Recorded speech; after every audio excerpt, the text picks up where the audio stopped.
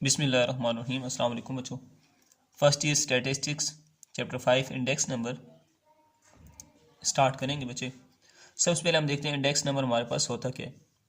It is a number which shows a change in price and quantity over a period of time. एक ऐसा number है जो किसी भी चीज़ की क्वांटिटी या प्राइस में तब्दीली, जो वक्त के साथ साथ तब्दीली आई है, उसके बारे में हमें बताते हैं। कैसे जी? मैं कहता हूँ कि 2016 में पेट्रोल की कीमत थी 100 रुपये लीटर, ठीक है, और 2024 में वो कीमत हो जाती है हमारे पास 250 रुपये लीटर। तो जो इसकी वैल्यू में प्राइस में चेंज आ रहा है, यहाँ पे चेंज ऑफ प्राइस की बात हो रही है, ठीक है। चेंज ऑफ प्राइस जो आ रहा है ये इसका इंडेक्स नंबर होगा, ठीक है, जो कि 150 होगा, ठीक है। ये जो हमारा ईयर था इसको हम कहते हैं बेस ईयर। क्या कहते हैं? Base year. और इसको हम कहते हैं बेटा करंट ईयर, ठीक है। करंट ईयर जो अभी चल रहा है, बेस ईयर, जिसके हिसाब से हम इंडेक्स नंबर फाइंड कर रहे हैं, ठीक है। और बेस ईयर को प्राइस के हिसाब से हम कहते हैं P0 और करंट ईयर को हम कहते हैं P1, ठीक है। ये आपने टर्म्स याद रखनी है, ठीक है। इस तरह क्वांटिटी की बात करते हैं, जैसे कहते हैं कि पिछले साल 1 एकड़ में गंदम की क्वांटिटी थी 20 गट्टू या 20 बोरी, ठीक है। इसी तरह जब हम बात करते हैं 2016 की बात थी, 2024 की बात करते हैं, तो ये प्राइस हमारे पास 30 पे पहुंच गई। तो इसमें जो चेंज आ रहा है वो चेंज ऑफ इंडेक्स है। ये क्वांटिटी की बात हो रही है। तो बेस ईयर की क्वांटिटी को Q0 जबकि करंट ईयर की क्वांटिटी को Q1 कहते हैं, ठीक है। अच्छा बच्चे, हमारे पास फिर इसके कुछ मेथड्स ऑफ कंस्ट्रक्शन होते हैं। इंडेक्स नंबर को कंस्ट्रक्ट करने के मेथड्स ऑफ कंस्ट्रक्शन में बच्चे हमारे पास एक होता है सिंपल इंडेक्स नंबर, जिसको हम अनवेटेड भी कहते हैं, और सेकंड हमारे पास होता है बच्चे वेटेड इंडेक्स नंबर, ठीक है। अब यहाँ पे जो अनवेटेड टर्म है जिसमें values are not given importance, जैसे हम कहते हैं ना किसी चीज़ को बड़ी वेटेज दे रहा है जी, इसको बड़ी वेटेज दे रहा है, मतलब वो इंपॉर्टेंस दे रहा है उस चीज़ को। जब वैल्यूज़ को इंपॉर्टेंस नहीं दी जाएगी तो वो अनवेटेड होगा, जब वैल्यूज़ को एक प्रॉपर इंपॉर्टेंस दी जाएगी तो वो वेटेड होगा, ठीक है। फिर इसमें फर्दर हमारे पास दो मेथड आते हैं सिंपल में, simple aggregative and simple average of price relative. इसी तरह वेटेड इंडेक्स नंबर में भी हमारे पास बच्चे दो मेथड आते हैं, एक weighted aggregative and weighted average of price relative. ज़्यादा फर्क नहीं है, यहाँ पे सिंपल की बात हो रही है तो सिंपल एग्रीगेटिव और simple average of price relative. यहाँ पे वेटेड की बात हो रही है तो weighted aggregative, weighted average of price relative. तो सबसे पहले हम देखते हैं सिंपल एग्रीगेटिव, ठीक है। सिंपल है, मेथड भी सिंपल है, ठीक है। इसको लिखने का तरीका है बच्चे P01 is equal to sigma P1 divide sigma P0 multiply 100। ये P1 मैंने आपको बताया करंट ईयर को शो करता है, प्राइसेस ऑफ करंट ईयर, ठीक है। और P0 हमारे पास प्राइसेस ऑफ बेस ईयर को शो करता है, ठीक है। अच्छा बच्चे, मैंने लिख भी दिया यहाँ पे। इसके बाद हम इसकी एग्जाम्पल देखते हैं कि कैसे होती है। यहाँ पे मैंने कमोडिटी लिखा, कोई भी चीज़ हो सकती है, ABCD कुछ भी है, ये कोई भी चीज़ है जिसकी प्राइस 2016 में कितनी थी बेटा, 40, 50, 25 एंड 20, ठीक है। तो ये चूंकि बेस ईयर है तो मैंने इसको P0 लिखा। अब 2024 में जो कि करंट ईयर है P1 है, इन चीज़ों की प्राइसेस इतनी हो चुकी हैं, ठीक है। हमें यहाँ पे क्या चाहिए, सिग्मा P1 और सिग्मा P0। मैंने इसका सम किया, सिग्मा मीन सम करना है, इसको सम किया 135 आया, इसका सम किया 235 आ गया, ठीक है बेटा। फार्मूला लिखा, फार्मूला में यहाँ पे सिग्मा P1 की वैल्यू पुट की, यहाँ पे सिग्मा P0 की वैल्यू पुट की, मल्टीप्लाई कर दिया, ठीक है बच्चे। मल्टीप्लाई करने के बाद जो मेरा आंसर आएगा देखते हैं बच्चे। मल्टीप्लाई करने के बाद मेरा आंसर आया 174.07। अब इसका मतलब क्या है बच्चे, यहाँ पे हम जो कंपेयर करते हैं ना, बेस प्राइस जो हम कंपेयर करते हैं, वो बेस प्राइस हम अपनी हमेशा क्या रखते हैं, 100 के साथ कंपेयर करते हैं, ठीक है।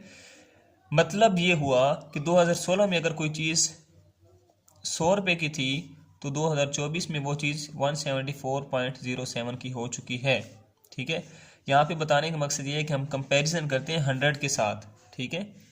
जब भी अगर मैं कहता हूँ कि इस चीज़ की आप कीमत है जी 140, तो आप कहेंगे सर इसकी कीमत 2016 में 100 रुपीज़ थी, मतलब 40 रुपीज़ इंक्रीज़ हुई है, ठीक है। तो ये हमारा इंडेक्स नंबर आ चुका है, ठीक है।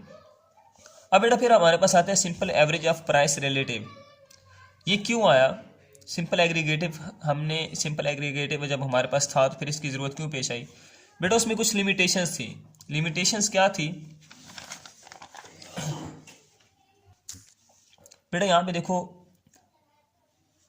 कमोडिटी ए जो है उसकी प्राइस इंक्रीज हो रही है 50 रुपीज़, कमोडिटी बी की हो रही है 20 रुपीज़, कमोडिटी सी की हो रही है 15 रुपीज़, कमोडिटी डी की भी हो रही है 15 रुपीज़। तो इनकी प्राइसेस जो है वो डिफरेंट चेंजेस आ रहे हैं, लेकिन हमने सम क्या लिया, इनका इकट्ठा लिया और इकट्ठा हल कर दिया। ठीक है, तो ये इसके अंदर एक एरर आ रहा था कि हमने जबकि चेंज डिफरेंट है तो फिर इकट्ठा सम ले क्यों रहे हैं। ठीक है, तो इस एरर को रिमूव करने के लिए बच्चे फिर उन्होंने simple average of price relative निकाला, उसका इस्तेमाल करना चाहा। ठीक है, उसको देखते हैं उसमें क्या होता है बच्चे हमारे पास। इसमें बच्चे उसने क्या किया, इसने सम को बाहर निकाल लिया। मैंने उसने कहा कि पहले हम इसको मल्टीप्लाई करेंगे, इसकी एवरेज निकालेंगे, फिर हम सम लेंगे। ठीक है, पहले सब वैल्यूज़ की एवरेज निकाल के फिर उनका अगेन एंड पे सम लेंगे और फिर इंडेक्स नंबर के लिए इन सब को एन पे डिवाइड कर देंगे, जो कि हमारे पास क्या होता है, नंबर ऑफ ऑब्जर्वेशंस होता है। ठीक है, तो बच्चे कमोडिटीज़ लिखी, बेस ईयर आपको पता है उसकी प्राइस होगी, ये करंट ईयर की प्राइस होगी। ठीक है, वैल्यूज़ लिखी बच्चे हमने। अब मैं इनका सामने निकालूंगा। अब मैं पहले इनकी एवरेज निकालूंगा, जिसको हम आर से शो करते हैं, रिलेटिव एवरेज। ठीक है, P1 by P0 multiply 100। P1 क्या है 200 है, P0 कितना है 100 है, मल्टीप्लाई 100, 100 100 से कट जाएगा 200 आ जाएगा। ठीक है, इसी तरह हम इन सब की वैल्यूज़ निकालेंगे, इसकी 500, इसकी 800, इसकी 400, इसकी 600। ठीक है, फिर इस पूरी वैल्यू का अब हमने क्या करना है बच्चे, सम करना है। सम करेंगे वो आ जाएगा 2500। ठीक है, फिर फार्मूला में क्या है कि इसको n से डिवाइड कर दो। 2500 को n से डिवाइड करते हैं, हमारे पास क्या है जी बच्चे 1 2 3 4 5 ऑब्जर्वेशन है, तो n कितना आ गया 5 आ गया। 5 से डिवाइड करेंगे तो 500। तो अब यहाँ से हमें पता चला कि इंडेक्स नंबर हमारा क्या आ रहा है 500। अगर किसी चीज़ की 2016 में कीमत 100 रुपये थी तो उसकी कीमत अब 500 हो चुकी है, मतलब 400 रुपये बढ़ चुकी है। तो ये उसका इंडेक्स नंबर है। ठीक है, इसके बाद बच्चे आपकी बुक में एग्जाम्पल है 5.1, वो आप समझ लें। इसमें उसने हमें ईयर्स दिए, प्राइसेस दी। ठीक है, और उसने यहाँ पे एक बेस ईयर फिक्स किया। आप बुक में देखेंगे तो बेस ईयर उसने क्या फिक्स किया है, 1987 को फिक्स कर दिया। कहते हैं ये हमारा बेस ईयर है। ठीक है, बेस ईयर का मतलब ये है कि जब हम फार्मूला लिखते थे P1 बाई P0 मल्टीप्लाई 100, तो ये जो वैल्यूज़ होंगी आपकी, ये वाली सारी ये प्राइसेस है ना। देखिए हमें एक P1 चाहिए होता है, एक P0 चाहिए होता है। अब यहाँ पे उसने एक ही P दी है, एक ही प्राइस दी है, दूसरी प्राइस नहीं दी। ठीक है, तो ये कौन सी प्राइस है, ये P0 है, ये P1 है, हमें नहीं पता। हमें ये पता चलेगा तब कि हमें बेस ईयर का पता चल जाए। बेस ईयर बेटा हमारा कौन सा होता है, P0 होता है। तो P0 से हमें खुद बता दिया वो आपका ये है, सिर्फ एक ही वैल्यू। ये आपका क्या रहेगा, हमेशा P0 रहेगा। ये भी P1 होगा, ये भी P1 होगा, ये भी P1 होगा। ठीक है, मतलब P1 आपका चेंज होता रहेगा, लेकिन आपका बेस ईयर फिक्स हो गया, उसने खुद फिक्स कर दिया है 1987 फिक्स किए, तो उसकी वैल्यू बेस ईयर की होगी। ठीक है, तो अब जो फिक्स हो जाता है उसकी वैल्यू 100 होती है। मैंने आपको ऊपर भी बताया था कि हमारी जो फिक्स बेस प्राइस होती है वो 100 हम लेते हैं। ठीक है, इंडेक्स नंबर के लिए हम P1 बाई P0 मल्टीप्लाई 100 करते हैं बेटा।